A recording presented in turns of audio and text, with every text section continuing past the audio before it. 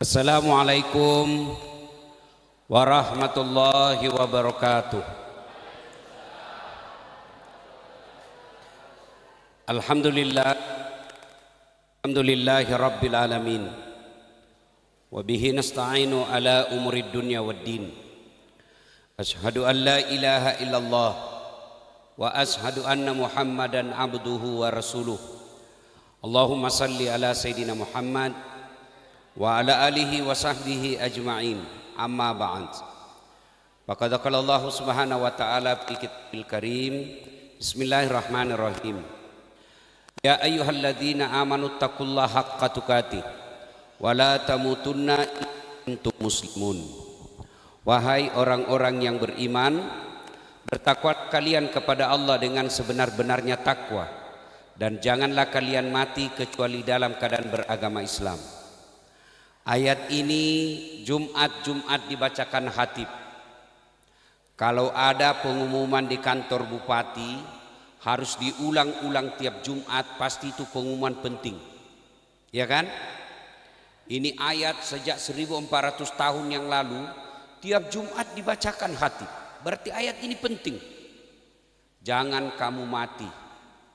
Seolah-olah Allah ingin berkata kepada kita, dasat, hati-hati, jangan kamu mati. Nah, mati ini pasti orang kaya mati, bupati mati, wakilnya mati, ustadz mati, semua mati. Berarti yang jadi masalah illa wa antum muslimun, kecuali matimu dalam keadaan beragama Islam. Allah ingin katakan kepada seluruh ngaku kamu Islam, tapi belum tentu kau mati dalam keadaan Islam. Ngaku KTP-mu Islam tertulis, tapi bisa jadi matimu tidak beragama Islam. Dan apa yang bisa membuat kita mati dalam keadaan kafir? Hubbi aklil haram, suka memakan makanan haram, suka memakan barang-barang haram. Dan salah satu barang haram itu menerima serangan fajar ketika pilkada. Nah, itu banyak terjadi kan? Nah, Bapak Ibu yang pernah menerima itu, tobat, kembalikan uangnya orang, terutama caleg yang kalah. Nah, kalau sudah ambil uangnya tidak menang pula, bagaimana tidak stres? Makanya ayat ini selalu Allah ulang-ulang. Wa qala idzan bismillahirrahmanirrahim. Ya ayyuhalladzina amanu dukhulu fis silmi kaffatan wa la tattabi'u khutuwatis syaitan innahu lakum aduwwum mubin. Wahai orang-orang yang beriman, masuklah engkau ke dalam Islam secara sempurna, dan janganlah engkau ikuti langkah-langkah setan, karena sesungguhnya setan itu musuh yang nyata bagi kalian. Ketika Bapak Ibu mendapat undangan ceramah ini, setan berusaha menggagalkan agar kita tidak datang. Setan itu paling tidak mau kalau kita dengar ceramah. Kenapa? Rahasianya ketahuan. Maka dia bisik kita, ndak usah datang, ndak usah datang. Kamu capek bekerja seharian, ndak usah datang, lebih kau rehat. Alhamdulillah, setan yang ada di rumah berhasil kita kalahkan, sehingga kita bisa datang di tempat ini. Apakah setelah duduk di tempat ini setan menyerah? Tidak, dia goda lagi agar kita tidak dengar ceramah. Tidak usah dengar ceramah, tidak usah dengar ceramah. Pegang HP-mu, pegang HP-mu. Jadi Bapak Ibu yang pegang HP ketika saya ceramah, kena godaan setan. Bagaimana Ibu mau dengar ceramah kalau sibuk begini? Sudah dikasih tahu masih juga dipegang HP-nya. Bukan lagi kena godaan setan, sudah jadi setan. Simpan dulu HP-nya Bu, simpan ya, simpan ya, simpan. Bu, ada 3 golongan orang yang makbul doanya, cepat sampai. Satu di antaranya musafir yang dalam keadaan jihad, dakwah. Saya musafir, perjalanan dakwah, saya berdoa, makbul doaku. Ya Allah, mudah-mudahan ibu-ibu yang pegang HP-nya suaminya kawin lagi.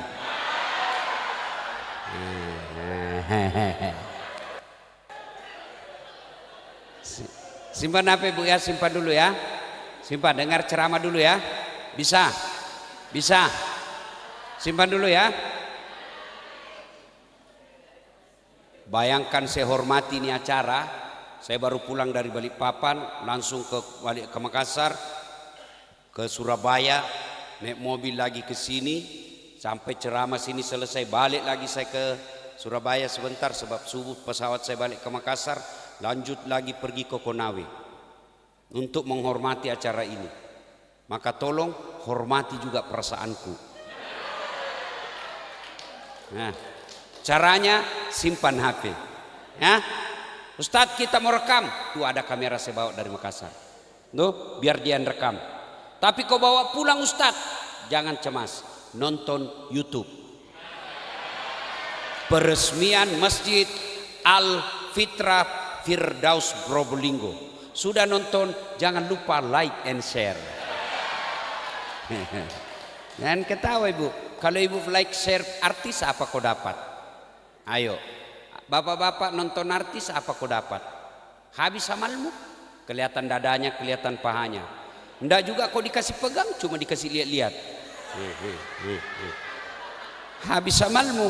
Tapi kau follow ulama, dapat ilmunya, pahala. Kau amalkan ilmunya, sempurna ibadahmu. Kau sebarkan di grup WhatsAppmu, dapat amal jariah. Maka yang belum follow Dasat Latif, follow Dasat Latif 1212 centang biru. Wa qala idan bismillahirrahmanirrahim. Innallaha wa malaikatahu yusalluna 'alan nabi. Ya ayyuhalladzina sallu alaihi wa sallimu taslima. Sesungguhnya Allah dan para malaikatnya bersalawat kepada Rasulullah Muhammad sallallahu alaihi wasallam, maka wahai orang-orang yang beriman, bersalawatlah kalian kepada Rasulullah dengan sebaik-baik salawat. Sadaqallahul azim, benar Allah dengan segala firman-Nya. Bapak Ibu, saudara-saudara sekalian yang saya hormati, acara kita peresmian masjid. Saya berikan catatan beberapa hal. Yang pertama, tidak ada orang yang bangkrut kalau fisabilillah sedekahnya. Tidak ada orang bangkrut. Buktikan pernyataan saya, lihat nanti rezekinya Pak Haji Firdaus setelah resmikan ini pasti makin bertambah rezekinya. Ibu pernah enggak dengar ada berita di medsos orang bangkrut karena bangun masjid? Pernah enggak bapak-bapak dengar ada orang bangkrut karena membangun panti asuhan? Yang bangkrut karena pilkada.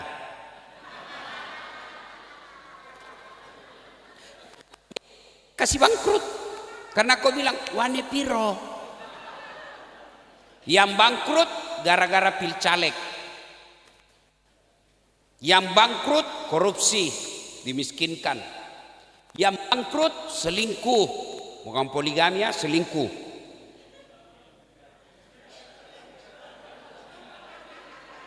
Tidak ada orang bangkrut gara-gara sedekah. Suatu kali ada musafir fakir miskin datang ke Madinah, ketuk rumahnya Nabi. Assalamualaikum warahmatullahi wabarakatuh ya Rasulullah. Waalaikumsalam warahmatullahi wabarakatuh. Ya Rasulullah, saya musafir, sudah beberapa hari saya tidak makan roti. Adakah makanan di rumahmu ya Rasul? Nabi katakan, tunggu dulu, kau tunggu di sini. Nabi masuk ke dapurnya, tanya Aisyah, ya Khumaira, adakah makanan yang bisa kita berikan kepada tamu? Ya Rasul, kita juga tidak ada. Kata orang Bugis, ini lagi dek gaga, namo bau-bauna dek to gaga ye. Gimana? Matur nuwun. Oh Madura, sama orang Bugis, keras suaranya ya. Kalau orang Madura katanya sumbu pendek, kalau orang Bugis tidak pakai sumbu. Masya Allah. Kata Nabi, keluar. Tuan, kami juga tidak punya makanan. Bayangkan Pak, Nabi tidak ada makanannya. Padahal Nabi ini manusia mulia Pak. Tidak ada dosanya. Sampai Allah katakan dalam hadits qudsi, Muhammad, kalau ada dosamu aku telah ampuni. Wahai Muhammad, saya tidak ciptakan langit dan bumi serta isinya, sorga dan isinya, kecuali saya peruntukkan untuk kamu. Itu cintanya Allah kepada Nabi. Ternyata Nabi juga tidak ada roti di rumahnya.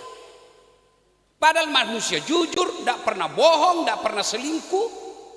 Sampean selingkuh kiri kanan, bohong setiap hari, tidak ada nasi. Ya Allah, kenapa kok kejam banget, pret.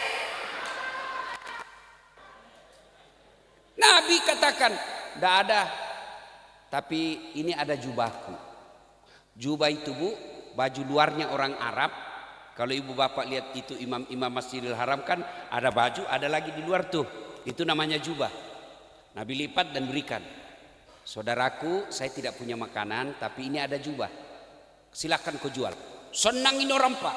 Bayangkan Pak Wakil, jubah Rasul. Wih, serban Habib aja kita dikasih senang. Dikasih aja serbannya Pak Prabowo. Sampean kenal Prabowo? Kenal. Bayangkan kalau dikasih Pak pecinya, ini Rasulullah punya. Lalu orang ini ke pasar Madinah. Saudara-saudara sekalian, saya punya jubahnya Rasul. Siapa yang mau beli? Di sudut pasar Madinah ada orang kaya, tapi agak blur matanya. Dia panggil budaknya. Budak itu beda pembantu bu ya. Kalau pembantu digaji, budak hak milik. Kau pergi, kalau kau berhasil beli jubahnya Rasulullah, saya merdekakan kau dari budak. Selang beberapa saat datang budaknya. Ya Rasulullah, alhamdulillah, Tuan, saya berhasil membeli jubah Rasulullah. Ini silakan. Senang ini Pak, orang kaya yang blur matanya. Dia berselawat sebanyak-banyaknya, mohon doa kepada Allah, sembuhkan mataku. Dengan izin Allah, dia usap itu wajahnya, matanya diusapkan dengan jubahnya Rasulullah, dengan izin Allah sembuh. Senang ini orang Pak, dia lipat kembali bajunya, jubahnya Rasulullah, dia lipat baik-baik, dia datang ke rumahnya Rasul. Assalamualaikum warahmatullahi wabarakatuh ya Rasulullah. Waalaikumsalam warahmatullahi. Ta'al masuk. Ya Rasulullah, saya yang beli jubah sampean. Ini jubah saya usapkan wajah saya dengan izin Allah sembuh. Sebagai rasa syukur saya kembalikan jubahmu ya Rasul. Nabi terima. Dia panggil anaknya, dia panggil istrinya. Aisyah, ta'al ya Khumairah, sini. Kau lihat ini hebatnya sedekah. Satu, mengenyangkan orang miskin. Dua, memerdekakan budak. Tiga, menyembuhkan orang sakit. Empat, hebatnya kembali lagi jubah itu kepada saya. Ini kisah nyata. Jadi orang kalau membangun masjid, insya Allah ganti berkali-kali lipat. Kau tengok wajahnya ini Ustaz, tidak ada muka kaya. Ya, tapi alhamdulillah bukan takabur, ini supaya motivasi. Alhamdulillah sudah 4 saya bangun masjid. Saya malah berpikir sekarang ini setelah lihat masjidnya Haji Firdaus, berpikir saya kayaknya begini cocok, karena saya lagi proses. Dan Pak Wakil, masjid setiap saya bangun ada kolam di bawahnya. Kolam. Jadi kalau masjidnya di sini, kolam dikelilingi. Bawahnya ikan, sudah saya Islamkan. Mu'allaf Pak. Kenapa bisa? Namanya ikan koi. Koi itu kan dari Jepang, agamanya Shinto. Iya kan? Sebelum saya kasih turun kolam, saya syahadat dulu. Asyhadu alla ilaha. Sudah kau turun kolam. Masya Allah. Sampai sekarang enggak juga saya miskin. Saya WhatsApp tadi, begitu saya tengok ini, saya WhatsApp yang ketua pembangunannya. Saya bilang itu. Saya kasih lihat tadi Haji Firdaus, enggak cocok ini kayaknya, ini cocok ini. Saya WhatsApp, apa dia jawab anuku? Dia bilang itu mahal pintu begitu Ustaz. Itu paling kurang 250 juta dan menunggu 2 bulan. Saya tidak jawab enggak ada duit. Saya jawab Allah Maha Kaya, bismillah. Tidak ada orang bangkrut kalau sedekah, maka bersedekahlah. Alhamdulillah ada masjid seperti ini. Kita tidak ada duit Ustaz. Bapak Ibu kalau tidak bisa sedekah duit, apa ada sedekahnya? Ayo kalau ada Haji Firdaus di sini buka Jumat Berkah, sedekah dengan Jumat Berkah itu. Saya tidak bisa 1000 bungkus, 2 bungkus pun oke. Tentu sedekahnya anggota DPR dengan ibu penjual gorengan jauh lebih mulia penjual gorengan daripada anggota DPR. 100.000 penjual gorengan, 10 juta anggota DPR lebih mulia 10.000. 100.000. Kenapa? Anggota DPR uang proyek. Tapi penjual gorengan 100.000 yang dia bisa makan ini 2 hari, dia berani fisabilillah. Kenapa saya miskin? Karena bapak pelit. Kenapa rumah saya suka bermasalah? Pelit. Ibu-ibu nih, ibu, woi, bu, ini yang banyak-banyak masnya. Biasa orang Bugis ini biasa yang begini. Ya, bu, kalau ibu meninggal siapa yang pakai itu emasnya ibu? Anak. Istri kedua. Begitu ibu meninggal dia cabut cincin dulu.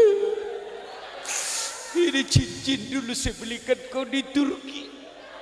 Nggak mau keluar bu, dia kasih sabun. Sudah itu dia cabut lagi, kau punya kalung. Ini dulu usia pernikahan dia ke 25 tahun bu. Sudah itu dia cabut lagi, kau punya gelang. Ini waktu kita keluar negeri saya belikan kau. Terakhir gigi palsumu pun dia cabut. Sudah itu dia bungkus. Dia bungkus, sudah itu dia menangis. Rasanya tidak bisa kulanjutkan hidupku. 3 bulan kemudian ketemu janda. Dia ambil kembali itu cincinmu, dia datang dengan senang kepada si janda. Dek, ini emas, sudah mati yang punya. Nggak lagi dia bilang wafat, dia bilang mati. Sudah mati yang punya, ini hadiah untuk kau. Bu, daripada dipakai istri kedua, mending bikin masjid. Mending emasnya bawa ke masjid. Kalau istrinya Haji Firdaus orang-orang kaya, saya sarankan tidak usah pakai emas asli. Kenapa? Biar palsu orang juga percaya asli. Iya toh? Masa istri orang kaya palsu? Tidak mungkin dong. Kalau begitu pakai aja yang palsu, yang asli jadikan tegel masjid. Sampean sedulur-sedulur yang miskin, gak usah juga kau pakai yang asli. Kenapa? Biar asli orang juga tidak percaya.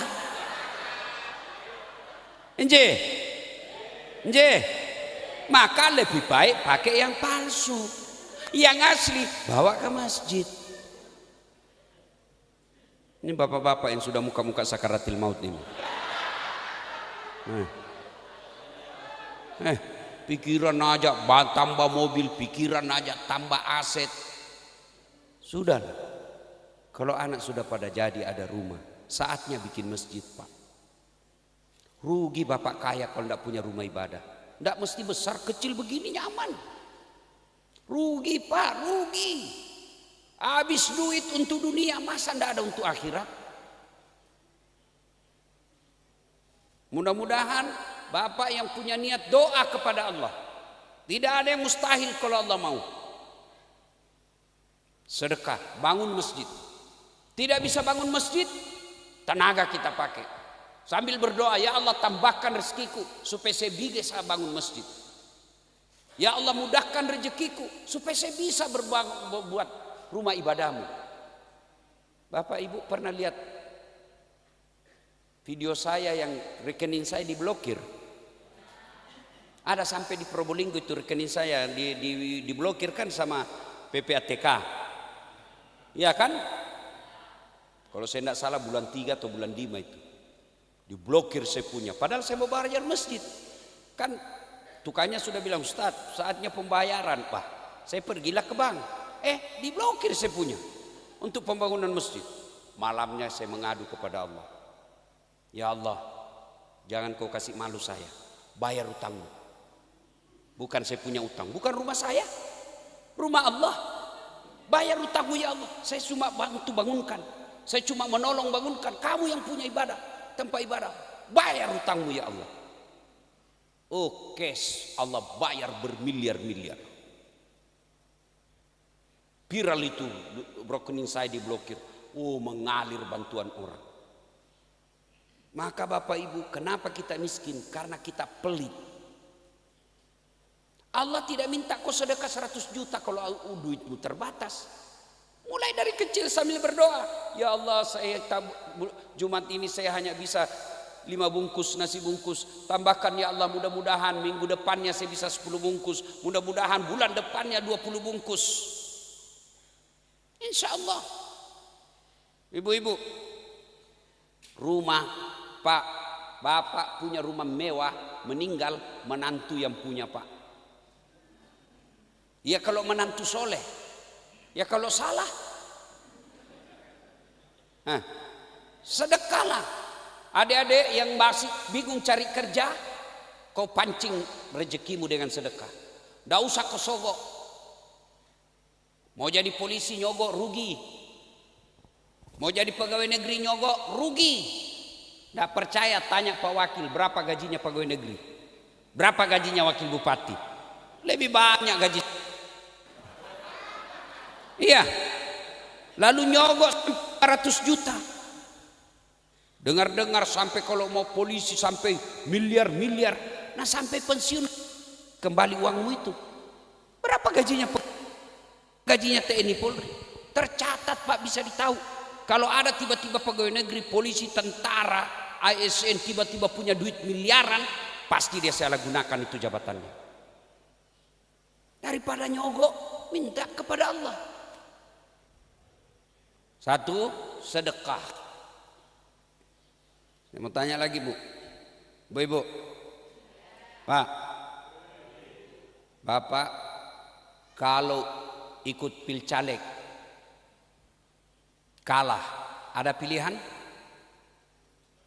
Ada? Ada, ikut lagi 5 tahun yang akan datang. Iya toh? Bapak Prabowo kan 4 kali ikut pilpres. Iya toh? Iya. Sampean tidak disenang wakil bupati, ada pilihan. Misalnya pegawai negeri, kemarin dukung yang lain, lawan yang menang. Beliau yang menang. Sebagai pegawai, ada pilihan tidak disenang sama Pak Wakil? Ada pilihan? Ada. Pensiun dini. Selesai. Mau wali kota, tidak ada urusan, bukan lagi pimpinan kita. Iya toh? Sedulur-sedulur pergi melantau ke tanah Bugis. Ternyata di tanah Bugis tidak nyaman, tidak bisa dapat rezeki sesuai harapan. Ada pilihan? Ada pilihan? Ada. Balik lagi ke Probolinggo. Mangan orang mangan yang penting ngumpul. Iya toh? Bapak-bapak, ibu-ibu, suami cerewet, malas kerja, ada pilihan? Ada. Pulangkan saja aku pada ibuku atau ayahku. Pulangkan. Bapak-bapak, istrimu malas, tukang gosip, habisin duit aja kerjanya, ada pilihan? Ada Mas, 2, ganti atau tambah. Iya kan? Menderita di dunia masih ada pilihan Pak. Tolong jawab. Masuk kubur tidak nyaman, ada pilihan? Sedulur-sedulur panjenengan masuk kubur tidak nyaman, ketemu malaikat penyiap kubur, ada pilihan? Balik lagi deh. Oh, Bapak balik kembali ke Probolinggo, viral satu dunia. Bapak kembali ke rumah, tidak ada lagi yang mau tinggal itu rumah Pak. Nah, ketika masuk kubur kata Nabi, yang bisa menolongmu hanya 3. Satu diantaranya sedekatun jariyah. Inilah yang bisa menolong nanti Pak Haji Firdaus beserta keluarganya. Maka Bapak Ibu, mulai besok sedekahlah, bersedekahlah, beri makan fakir miskin. Kalau Haji Firdaus bisa bangun masjid, kita datang bangun dengan tenaga. Kita datang menjadi panitia masjid. Hari Jumat ada sumbangan, kita datang bawa sumbangan. Kita tidak bisa sumbang. Misalnya dari toilet ke pintu masjid tidak ada sandal, sumbang sandal paling 20 ribu satu. Dicuri orang, berarti Allah ingin tambah lagi pahala kita, beli lagi yang baru. Kalau saya begitu, saya bilang sama dalam hati saya, kita bertanding sama orang pencuri. Kami capek mencuri atau saya yang capek membeli? Kenapa? Dicuri saya tetap dapat pahala. Ayo sedekah. Haji, berapa pembayaran listriknya masjid? Itu tiap bulan 3 juta. Bolehkah saya sumbang 200 ribu? 3 juta bagi orang kaya. Bisa jadi yang 100 ribu orang miskin jauh lebih mulia di sisi Allah. Dalam hadits qudsi Allah jelaskan ada 3 golongan orang yang kucintai, tapi aku 3 golongan lagi lebih kucintai. Ada yang sekedar dicintai, ada yang lebih dicintai. 3 golongan itu kata Allah, saya mencintai orang kaya yang pemurah, tapi aku jauh lebih mencintai orang miskin yang pemurah. Kalau orang kaya pemurah wajar, ada duitnya. Tapi kalau orang miskin pemurah itu jauh lebih dicintai Allah. Sedekah. Catatan pertama, tidak ada orang bangkrut gara-gara sedekah. Maka bersedekah. Ibu-ibu mau tolak bala supaya suami tidak diganggu orang? Mau? Tidak usah kau periksa HP-nya. Biar kau periksa HP-nya, dia lebih pintar. Dia kasih kau HP-nya satu, masih ada disembunyi di mobilnya. Kenapa kau tahu Ustadz? Saya pelakunya. Dulu. Ya. Daripada periksa HP, mending ibu sholat hajat. Kau periksa HP, ada namanya yang lain di dalam. Wakil Bupati 1, Wakil Bupati 2, padahal bukan isinya itu. Kenapa kau tahu? Saya pelakunya. Ya daripada periksa HP, mending ibu sholat hajat. Selesai sholat hajat, niat sedekah tolak bala. Ya Allah, ada duit saya 500 ribu. Saya tolak bala ya Allah. Engkau yang menolak segala bencana ya Allah. Saya lihat suami saya mulai lain-lain. Tidak mungkin saya bisa menjaganya 24 jam. Aku titipkan cintanya kepadamu ya Allah. Tolong jaga hati suami saya. Ini ada duitku 500 ribu. Tolak bala, mudah-mudahan suamiku terhindar dari duit jahat. Bismillah. Bawa ke masjid, bawa ke panti asuhan.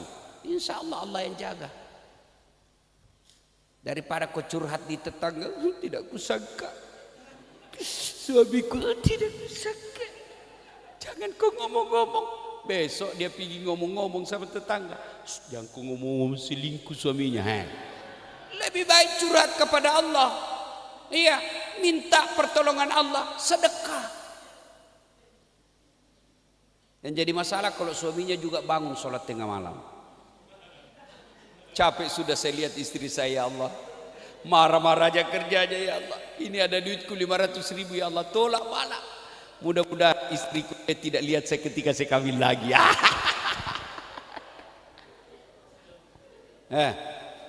Tolak bala sedekah.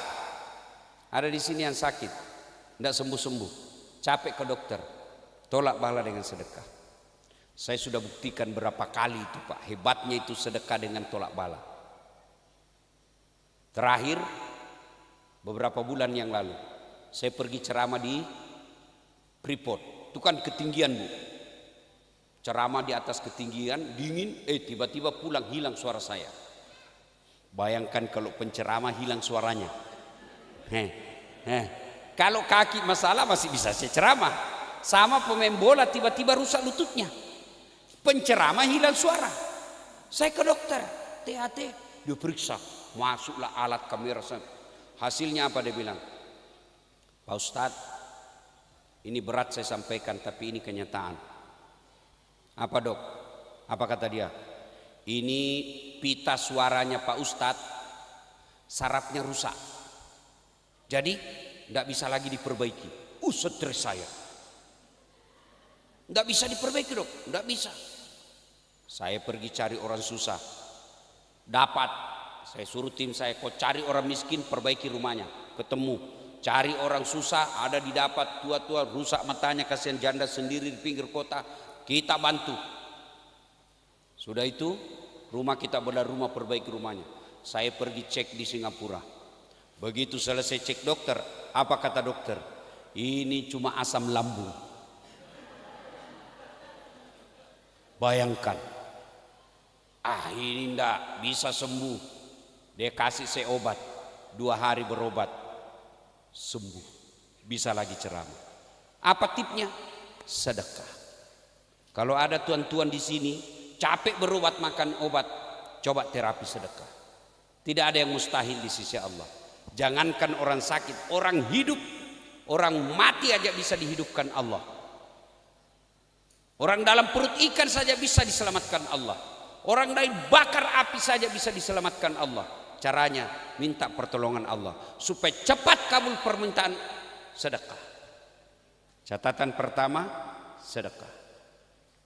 Kedua, seperti dikatakan Pak Wakil Bupati tadi, tak ada gunanya masjid cantik begini kalau seperti museum. Cantik, tidak ada isinya. Tapi alhamdulillah, saya kalau ke Probolinggo ramai masjid Pak, Masya Allah, selalu ramai masjid. Apalagi kalau subuh, Masya Allah, penuh masjid. Sampai di luar, tidak ada di dalam. Yang di dalam orang tua yang sudah muka-muka mau mati Pak, sudah pensiun, yang setengah mati berdiri, batuk-batuk di dalam kalau subuh. Bau minyak gosok, minyak bayu putih. Tidak ada anak muda datang ke masjid. Nah, ayo kalau kita tidak bisa membangun masjid, mari kita jadi jamaah masjid. Masjid saya Pak, Allah, Masya Allah ya, imamnya penghafal Quran 30 juz. Sudah 2 kali juara musabaqah tilawah Quran tingkat provinsi. Anak mahasiswa fakultas kedokteran hafal 30 juz. Penceramanya belum ceramah sudah kita kasih judul, ini bahas. Muadzinnya kita gaji khusus untuk azan. Karpetnya empuk, AC cantik di dalam. Orang enak ke masjid kalau begini kan nyaman. Ini bagaimana orang mau ke masjid Pak? Sound sistemnya macet-macet. Begitu imam takbir Allahu Akbar, mulai story.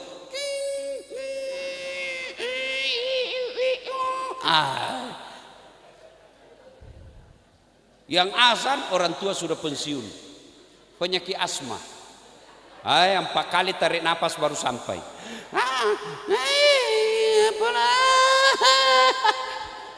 Mana orang mau ke masjid Pak? Tambah jengkel.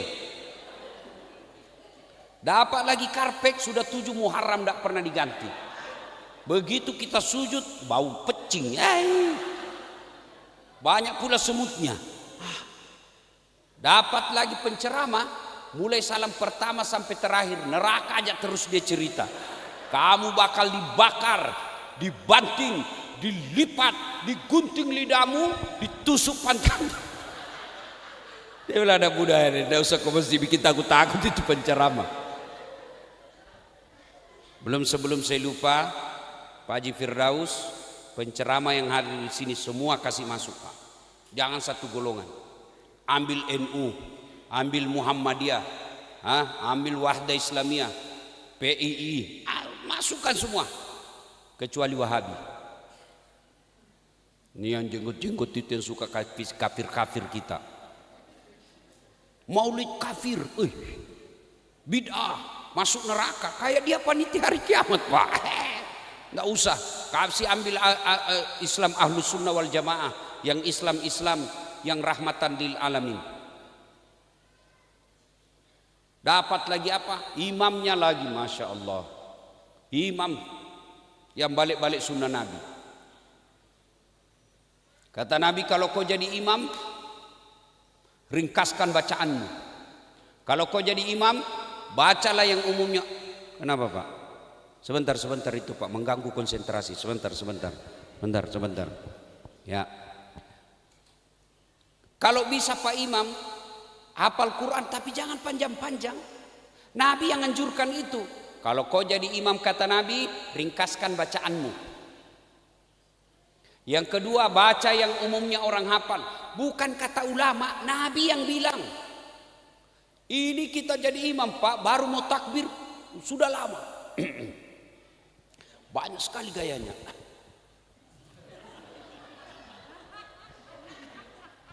Anak kok tinggal angkat itu. Baca yang pendek-pendek.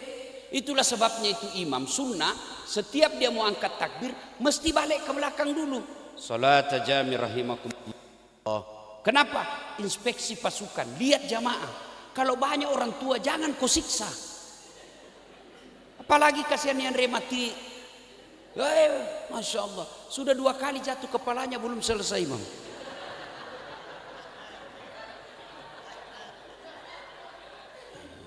Belum selesai, dalam hatinya disiksa saya ini anak muda ini. Pulang sholat, anak muda dia apa? Enak sholat anak muda, apa enak? Terlalu panjang. Kenapa? Surah Yasin dibagi 2 Pak Ustaz. Tidak bisa. Kata Nabi, ringkaskan bacaan sholatmu.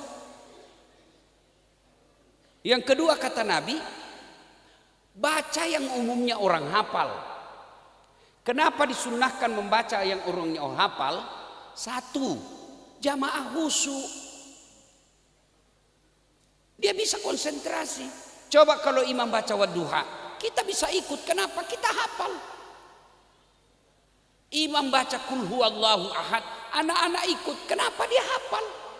Imam kul huwallahu, anak muda dulu, anak-anak balik kul huwallahu ahad, lahu samad, lam yalid. Dia hafal Pak. Anak-anak aja dia ikut. Ini tidak, hanya dia yang hafal. Kita mau ikut, tidak dihafal. Kita mau ruku, belum selesai. Terpaksa kita menghayal. Dibaca semua pengumuman, biar ini lukisannya kita baca dulu. Dalam hati kita, wah bagus juga lukisannya. Wah ini enggak ini belok-beloknya. Ini semua dipak. Kenapa? Karena imam terlalu panjang. Baca ringkas, yang umumnya 2 orang hafal. Sudah habis itu dibaca lagi keadaan keuangan. Saldo kas, bayar listrik 2 juta, pembersihan toilet 350, saldo. Dia baca semua itu Pak. Belum selesai, dia baca lagi kalender Persatuan Guru Republik ini. Belum selesai, dia baca lagi bajunya orang. Caleg DPR RI nomor urut 7, pilih nomor 1. Semua dibaca Pak. Sarungnya orang pun dibaca. Wadimor. Iya, itulah sebabnya kata Nabi, baca yang umumnya orang hafal supaya kita ikut. Yang kedua, kenapa disuruh yang umumnya hafal? Supaya kalau imam salah, ada yang bisa luruskan. Coba kalau imam baca wadduha salah, kita bisa bantu. Tapi begitu imam hanya dia yang hafal, salah, ya hadapi kesusahanmu sendiri. Siapa suruh cari masalah? Ini ada cerita Pak Wakil, tidak tahu benar atau tidak. Lagi sholat, hanya dia yang hafal itu bacaan Pak. Tiba-tiba ada jatuh cicak kena telinganya. Stres. Begitu stres, dia lupa apa sambungannya ini ayatnya. Semua dalam masjid hening, diam semua, menunggu lanjutan bacaan imam. Ternyata imam hafal, lupa betul apa sambungannya ini. Pak Imam panik, dia bilang, tolong bantu di belakang. Dia bilang yang di belakang, saya juga tidak tahu. Anak muda panik di paling belakang, nakal, dia teriak, kalau begitu ya sudah, Allahu Akbar.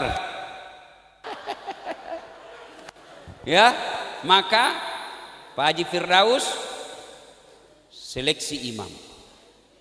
Ya, makmum imamnya. Tidak ada salahnya Pak Haji Firdaus gaji mereka untuk imam 2, ya supaya ada gantian. Jamaah juga ada aturannya. Kalau jadi jamaah jangan merasa paling soleh dalam masjid, sehingga bacaannya pun dia ganggu kita. Dia baca Pak kayak dialah paling soleh dalam masjid. Mulai takbir dia sudah mulai ganggu kita. Allah Akbar. Bismillah. Di telinga kita baca Pak. Ya. Wah. Ada lagi tuh yang ganggu kita kadang-kala apa? Kaki. Nah, ada tuh yang suka kasih pindah-pindah kakinya Pak. Kasih pindah lagi. Saya pernah satu ketika Pak waktu saya kasih pindah kaki saya, dia kasih pindah juga. Kasih pindah lagi, dikasih pindah. Tidak bisa lagi goyang kaki saya. Saya kan kalau disentuh kaki saya, Fatihah saya baca, kaki saya pikir. Akhirnya saya jengkel, saya kasih gini kakinya. Selesai sholat dia tanya, Ustaz, kenapa kakiku diinjak? Hah, kok ganggu saya? Kenapa kau injak kaki saya? Gisi-gisi. Kenapa?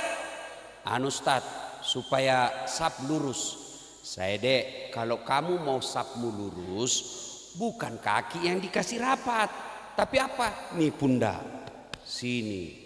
Kalau ini pasti rapat. Kalau kakimu kau kasih rapat, kakimu rapat, sapmu longgar.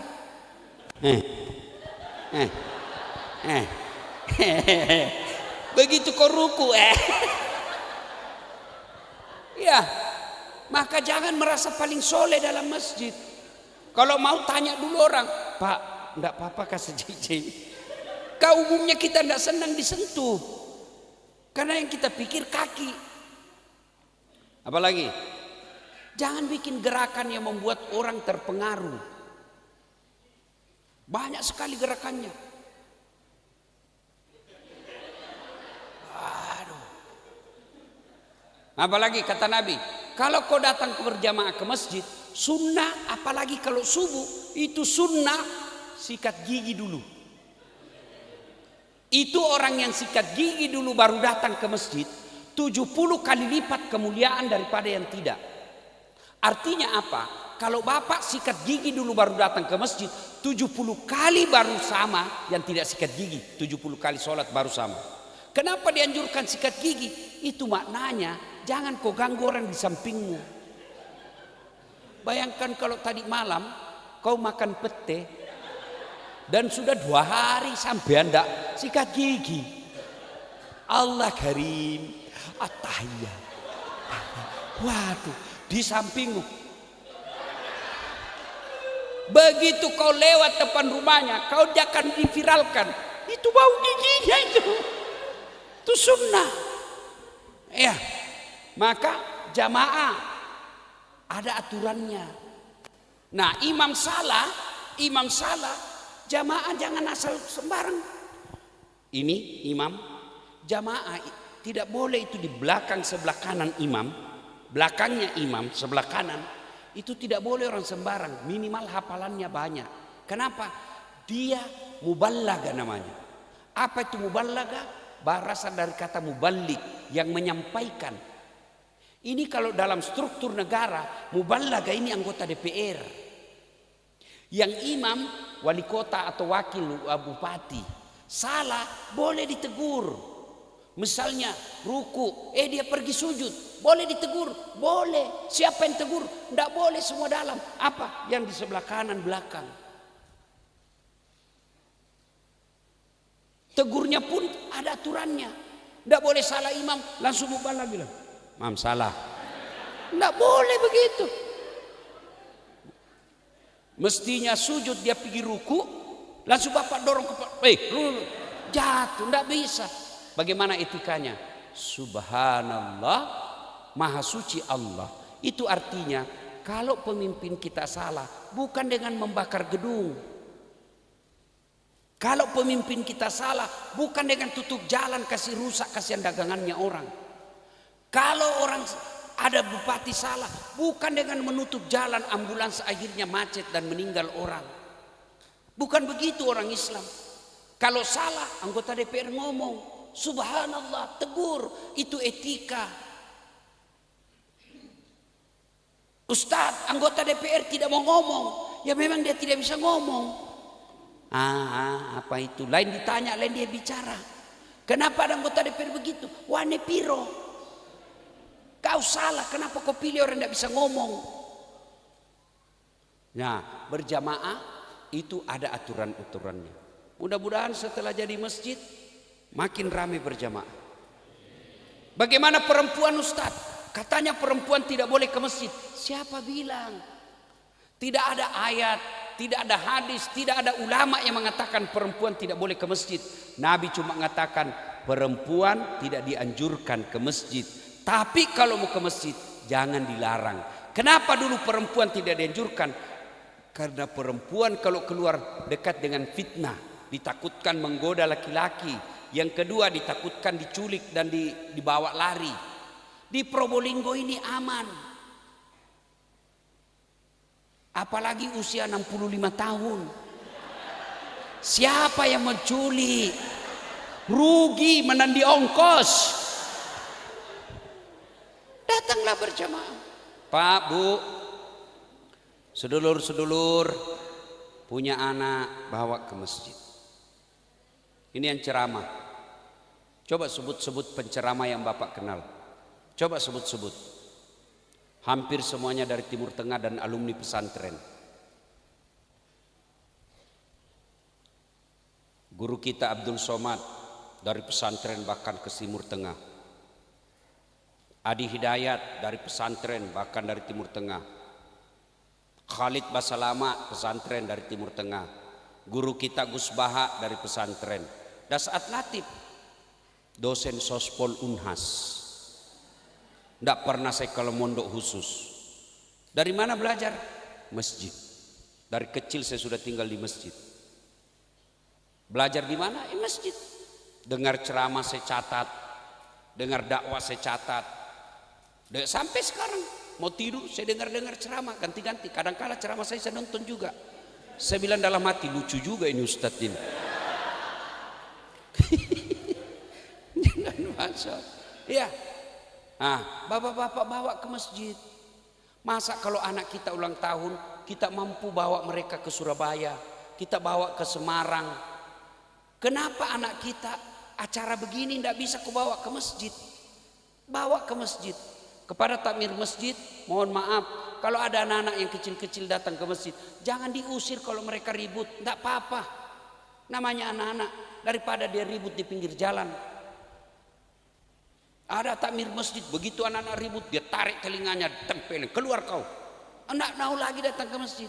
Bapak-bapak juga kalau anakmu ke masjid, kasih baju baru, hormati. Ini anak kita mau ke masjid, Mak, mau ke masjid Pak, tidak ada kopiah. Apa kata bapaknya? Itu kopiahnya kakekmu kau pakai. Kakeknya nomor 7, anaknya nomor 5, baru ruku jatuh. Naik lagi, jatuh lagi, diketawai sama semua temannya, tidak mau lagi ke masjid. Bawa ke masjid. Alhamdulillah ada masjid anti begini. Jamaah hidupkan. Nah Bapak Ibu saudara-saudara sekalian. Poin ketiga. Waktu terbatas. Saya terharu sambutan. Bapak boleh lihat ada beberapa ceramah saya di daerah-daerah Jawa. Orang Bugis tuh Pak Wakil. Kalau dia merantau, tidak ada pernah diusir dari tempat rantauan. Kenapa? Orang Bugis kalau pergi merantau, kalau dia kaya pasti dermawan di kampung itu. Ini buktinya salah satunya. Haji Firdaus merasa bersyukur dibangunkan masjid. Rasa syukurnya bukan dibangunkan diskotik. Beda itu suku lain, ras lain. Coba lihat ras-ras lain Pak. Kalau dia sukses di kampung itu, dia jadi orang kaya, apa dia bikin? Diskotik. Tempat mabuk-mabuk. Orang Bugis enggak Pak. Bapak saya ceramah kemana-mana pasti ketemu orang Bugis. Nah di sini juga ternyata dikatakan sama saya lebih 200 kepala apa itu kakak. Nah di depan saya ini pahamnya yang udah Bugis-Bugis ini. Itu orang Bugis. Nah saya kasih tahu ya. Pak, ini kuenya orang Bugis. Ini kuenya orang Bugis. Ini bahasa namanya orang Bugis barongko. Barongko itu Pak Wakil berasal kepanjangan dari Baraku Mato Laudoko. Barongko itu artinya diriku sendiri kubungkus. Lihat itu, bungkusannya daun pisang, isinya daun pisang. Isinya pisang. Ya kan? Ada orang di luarnya daun pisang, isinya pepes. Iya toh? Lain di dalam, lain di luar. Orang Bugis apa di luar, itu di dalam. Itu maknanya. Dan tidak ada pesta orang Bugis tidak ada kue begininya. Pasti ada. Ya Pak ya. Saya kasih lagi. Orang Bugis, Pak Bupati, Pak Wakil, lihat senjatanya. Namanya badi. Orang Makassar menyebutnya badi. Orang Bugis menyebutnya patepi atau kawali. Dia simpan di sini Pak. Tidak ada di sini. Kenapa? Dia transparan. Dia tidak sembunyi-sembunyi. Kalau dia bilang iya, iya. Ada orang sen kanan belok kiri. Dia bilang inggi tapi lain. Bugis itu tidak Pak. Kalau dia bilang saya bantu Bapak, makanya setiap pilkada selalu dicari itu KKSS, Kerukunan Keluarga Sulawesi Selatan. Karena dia menjadi tim sukses, dia tidak minta duit, tapi dia malu kalau kalah calonnya. Kalau perlu dia jual mobilnya. Itu orang Bugis Pak. Maka cari sejarah, tidak pernah dimanapun orang Bugis merantau diusir. Sini senjatanya Pak. Kemudian apa lagi? Lihat senjatanya, lurus Pak, tidak bengkok-bengkok. Lurus dia. Itu orang Bugis bilang taroada tarogau. Tidak bicara. Kalau orang Bugis disuruh tanya Haji Firdaus di mana rumahnya Dasat, itu. Mungkin orang bilang kasar betul. Tidak. Ini sportivitas Pak. Ini namanya telunjuk. Maka dipakai menunjuk. Kalau orang lain dianggap mana rumahnya? Sana. Ini jempol. Bukan telunjuk. Jempol. Maka orang Bugis itu apa dia ucap itu yang dilakukan. Kalau dia mempersilahkan orang Pak, tabe. Dia bilang itu tabe. Terbuka semua. Tidak ada yang tertutup.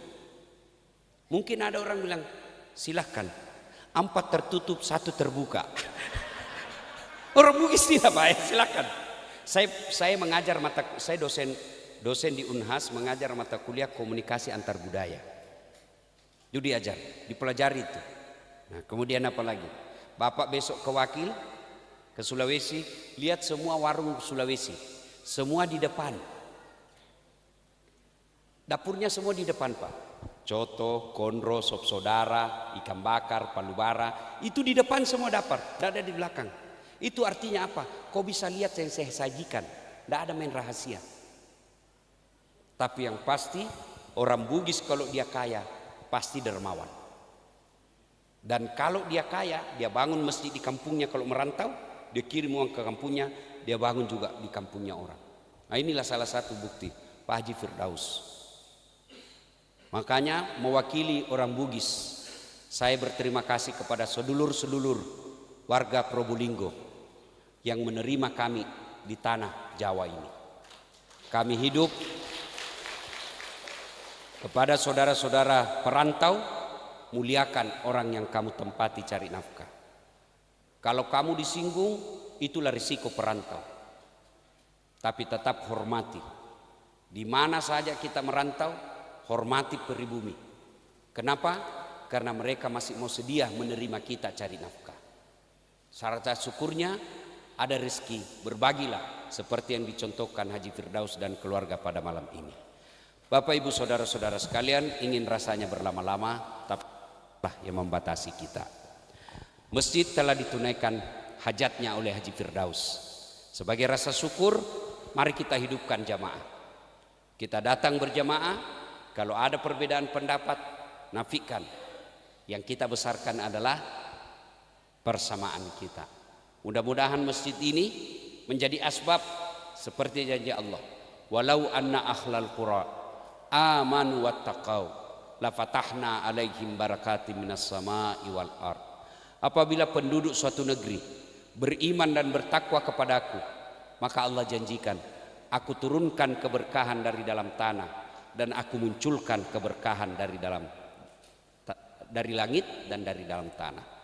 Terima kasih, mudah-mudahan ada manfaat. Mohon maaf atas segala hilaf dan dosa. Usikum wa nafsi bitaqwallah. Fastabiqul khairat. Assalamualaikum warahmatullahi wabarakatuh.